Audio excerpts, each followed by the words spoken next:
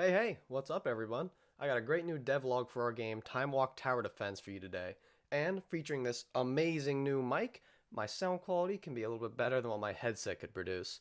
But anyways, we've been really busy since you last saw us. We made some changes to our heroes, we've begun building the Timosaur levels, and a whole ton of other cool features. We're dying to show you, so let's just jump right into it.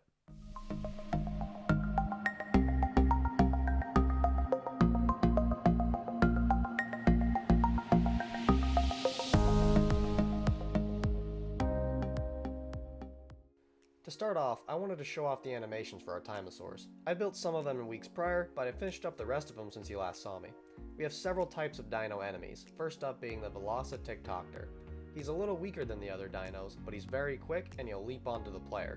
He stays latched on for a few seconds, so the player has a very important choice to make. Do I keep running forward, hit the other enemies coming in the wave while advancing this dino, or do I sacrifice my own positioning to kinda reset his position back a little bit? He's been a bit of a pain to get right, he's had his fair share of bugs, but he's been a lot of fun to play with. Next up is the Pterocoloctor. This enemy flies across the field, so he doesn't follow the normal lane path. Ranged characters can try and shoot him out of the sky, but a melee hero like the fighter better plan his tower placements accordingly. And now we've got some of the bigger boys, starting with the Timeceratops.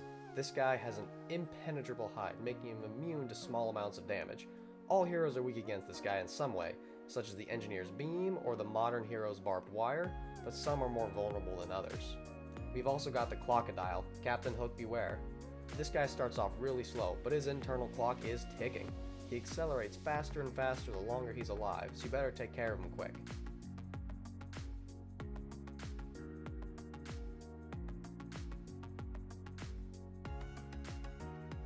Next up, we got the Hungry Timo.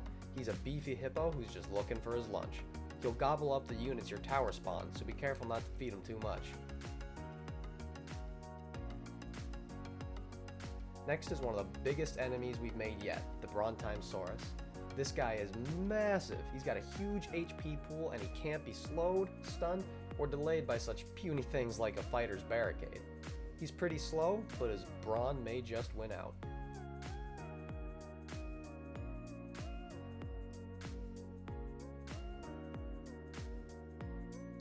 And finally, the boss of the Timosaur, the Time Rex, king of all giant, time-altered, massive reptiles.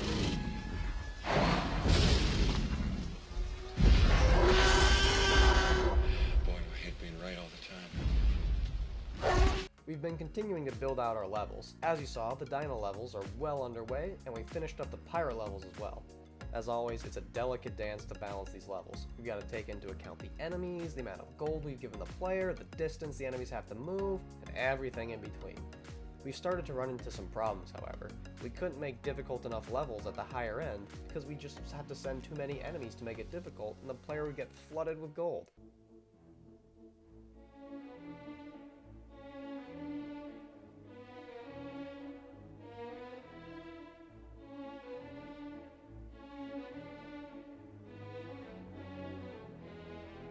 We scratched our heads for a while, but we came up with a simple yet really effective solution. On each individual wave, we've set an enemy gold multiplier ranging from 0 to 2. The gold value of enemies in the wave gets multiplied by this number, meaning we can get way more control over how much gold the player gets on a wave independent of what enemies we actually send. This lets us not worry about how much gold the enemies give the player, we just need to worry about making the difficulty for the wave right, and then adjust the gold given separately. We think it turned out really clean, and our levels are getting much more engaging as a result. A big part of completing this game is polish. Our environments felt a lot like prototypes, so we wanted to spice up the look of the terrain you see. So, for a bit of a live demo here, I'm going to show off how we do that. For a time loss level, we want a lot of purples in our color scheme, as that's the color we've chosen to represent time as a whole. And I don't just want a blank sheet of purple like we have right now, I want some gradients to make it look like a more interesting environment. So I pulled up Adobe Illustrator here, and I want to show how you can make some really interesting gradients and color designs. So I'm just going to start with a really simple box, right like that. And let's go to the properties here. I'm going to fill it with just a base purple. Yeah, that looks pretty good. So obviously this is just a base purple here, right? This isn't going to do us much good. So we're going to do some setup. So I'm going to go and grab my mesh tool, which is hiding under gradient. And all this does is, this just adds in some vertices to our shape here, as you can see, like that. So I'm going to go in, I'm going to add in some. And now what we can do is we can take our direct select tool here and we can start dragging these around. As you can see, it makes some curves there, right? We can drag in some of the shapes or individual vertices. So I'm just going to mess with it a little bit, change it up, get us to a nice little spot we can get working with. There we go, we'll just start there for now. And so now here's where we can start changing up the colors, because even though we have all these vertices, it's still just a blank square of purple, right? So what we can do is, using this select tool again, we can select these individual vertices and mess with their color. So just for the sake of making it really obvious, boom. And as you can see, we get some really cool gradients in there, right? Sometimes on these tight curves it doesn't like it as much, so you can change it around a little bit, maybe something like that. And man, look at these cool gradients we can start getting, right? So let's change this to an actual purple we might use, maybe something like that. There we go, so now we can start getting some darker spots in there.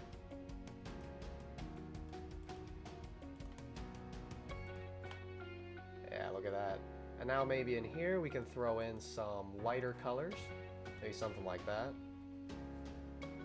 Yeah, so as you can see, using this mesh tool, we can get some really cool colors and gradients there.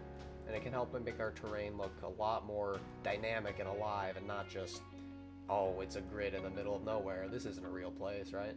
We can really kind of get these really cool designs there. So we're going to take this and we're going to implement this for all of our levels. Time Lost, Pirates, Dinos, all of that. So just to show you off what this might look like as a finale, let me go in and pull up a little thing here, right like that.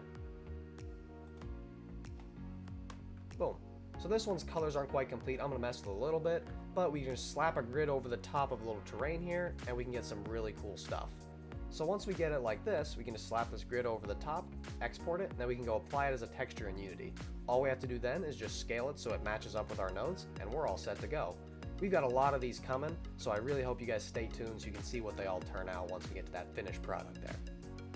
In addition to all this, we've been continuing to tweak our heroes and make them feel fun to play and keep them balanced.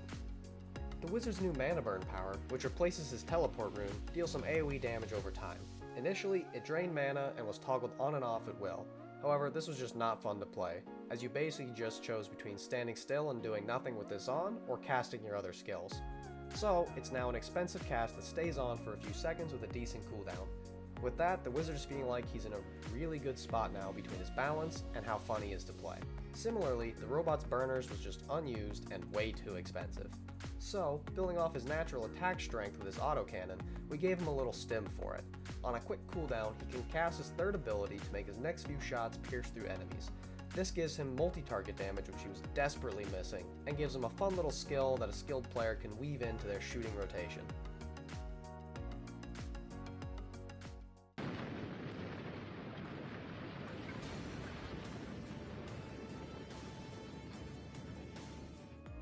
And finally, the General has been way too OP for way too long. We've nerfed the mortar down a bit between its range and damage, and decreased the power of his troop calldown ability, making it have a much shorter duration. In addition, we reworked the price points of the military-industrial complex, so it's a bit more of an all-in to get your income going, but it still gives you roughly the same amount. We also changed up his grand strategy station, so it's less effective overall, but it can affect both tower attack speed and the spawn rate of towers, so it's not just a dead tower if you decide not to build any command centers. He's still a work in progress, but he's definitely getting closer to that desired power level. To finish off the day here, I want to talk a bit more about an issue we've been battling. It's something that Nick touched on a few months ago. The dreaded feature creep. Run! It's Godzilla! It looks like Godzilla, but due to international copyright laws, it's not. Still, we should run like it is Godzilla! Though it isn't. Now that our game is getting closer and closer to completion, we keep thinking of all kinds of new ways we can spice up the game. We can do this functionality, put in this feature, add this in, add that, on and on and on and on. But at the end of the day, we're just a 3-person team, and we've all got lives outside of this game. Nick's doing pilot training, Emily's a college student, I've got school and football, all of that. If we put in every idea we had, we'd never finish the game. Sometimes it's better to just let some things go and build your game. It's better to have a rock-solid game that gets released and is really fun to play than to have a game that thought of every feature, solves every problem, has a million cool systems, a million cool features, but nobody got to play it because it's sitting dead on your old hard drive, because it took 10 years to get anything remotely complete and you've already moved on to other projects. So, a word to any game developer, indie or otherwise. Know your team's limits and don't let your scope outpace what you can build. And with that, that wraps up today's devlog. I want to thank you guys so much for watching. If you haven't already, be sure to go subscribe to the YouTube channel and hit that notification bell. And while you're at it, go wishlist the game on Steam. What do you have to lose? But anyway, stay tuned for the next couple videos here. I think we've got some really good stuff for you guys, and hopefully we might have a release date coming for you guys soon, so you're not going to want to miss that.